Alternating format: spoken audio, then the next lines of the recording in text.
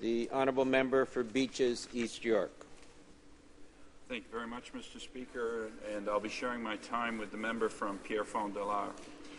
So I think, Mr. Speaker, that it's a reasonable expectation that a budget should explain to us, yes, but all Canadians, how the government plans to spend their revenues. You know, to say, thank you, Canadians, this is what we're planning on doing with your tax money.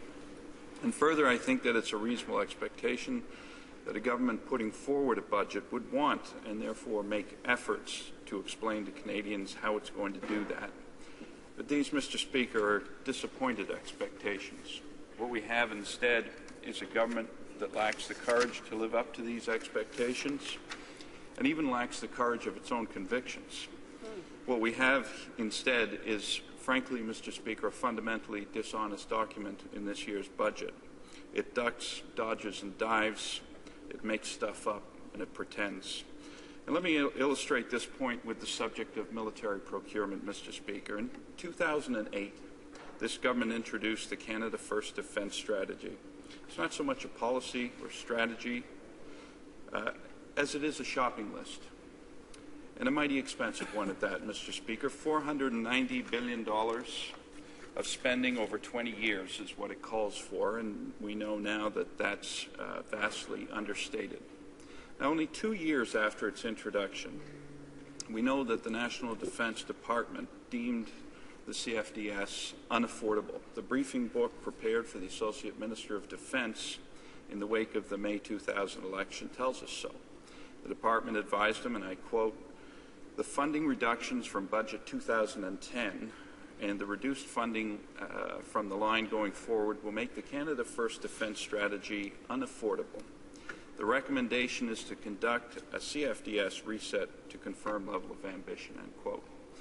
Now, it needs to be noted that the CFDS was considered unaffordable even when the department was still budgeting just $5.7 billion for the sustainment of the F-35, which the CFDS says the government's going to buy, by the way, which is to say that the department's assessment of the unaffordability of the CFDS was and remains accurate. Of course, it's not just the Associate Minister's briefing book that we have to look for an assessment of the affordability of the CFDS. We know that the Minister of National Defence put together a transformation team in 2010 to, and again I quote, "develop ideas to increase the efficiency and effectiveness and to act as the driving force behind organizational changes needed to reposition the NDCF for the future." I'm quoting from the foreword to the report on transformation in 2011, otherwise known as the Leslie Report, after its main author, now retired Lieutenant General Andrew Leslie. This was not just about finding savings to the tune of $1 billion per year from the budget. It was also about, in Lieutenant General Leslie's terms, making, quote, "the Canada First Defence Strategy more achievable within the resources available." That shortfall, Mr. Speaker, was anticipated to be, as early as 2010, at least $1 billion per year. Now, it needs to be noted that none of General Leslie's recommendations were implemented. And it needs to be noted, too, that the reset or rewrite of the Canada First Defence Strategy recommended by the Department to the Associate Minister remains an outstanding promise of the current Minister of National Defence. In other words, since 2010, this government has carried on pretending that they have a real, viable, affordable plan for military procurement.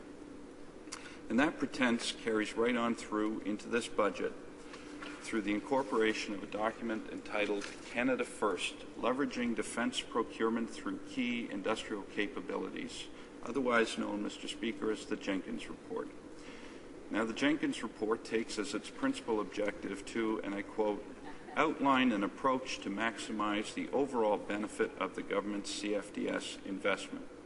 It assumes that the CFDS is affordable, that it's a viable military procurement plan, that it is what it proclaimed itself to be in 2008. It assumes that military procurement under the CFDS will generate $49 billion of industrial and regional benefits. It continues the pretense that the CFDS is not long dead, Mr. Speaker. And by way of the incorporation of that report into the budget, so does the budget. So what is the harm in pretending, one might ask, Mr. Speaker? What is the harm in pretending that you can afford that shopping list when you can't? Well, if we examine the recent case of the joint support ships, in 2004, the Liberal government set out to purchase 3 of these with a budget of $2.1 billion. By the time the bids from industry rolled in under the Conservatives in 2008, it was clear that it was not going to be enough money to get just 2 ships. The department, DND, advised their own minister the very same month that the bids were deemed non-compliant, August of 2008, that it was going to cost at least $3 billion to buy those ships.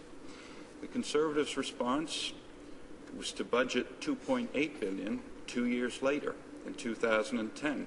Now, the PBO has advised in their recent report on the matter that the government should be budgeting over $4 billion for what it intends to buy. And importantly, Mr. Speaker, they also advised that the $2.8 billion that the government has budgeted has actually less purchasing power than the $2.1 billion the Liberals had budgeted way back in 2004. That is to say, Mr. Speaker, they started from behind and then stepped backwards. And the threat is, Mr. Speaker, that if the government continues to behave this way, to pretend that it can be things that it can't, to buy things that it can't, we will continue to walk backwards. It's called program failure, Mr. Speaker, and it has devastating consequences to the recapitalization of our Canadian forces. From the sea to the air, Mr. Speaker, we can see that when you pretend you can buy it all, you put a priority on nothing. So we have fixed-wing search and rescue being performed in this country by aircraft that is nearly 50 years old, that belongs in a museum, and that is in need of replacement. But the effort to procure replacement fixed-wing search and rescue capability has been grounded, squeezed out by other procurements higher on that shopping list, Mr. Speaker. Asked just last week about this procurement, the minister responded, "That's a good question," and pointed his finger at his colleagues and their departments. On the ground, there's a different story still, Mr. Speaker. Procurement projects for the family of land combat vehicles are all at different stages. They include the LAV-3 upgrades, close combat vehicles, tactical armored patrol vehicles, tanks, and howitzers, totaling, as best as one can make out from beating the bushes, Mr. Speaker, about $6 billion in acquisition cost. But it is the Army, Mr. Speaker, for whom these vehicles are intended, obviously, that seems to be taking the brunt of the budget cuts.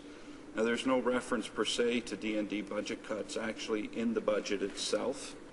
Those facts, that information, in the words of one budget commentator, is only being, quote, whispered in Swahili at the bottom of the well, end quote.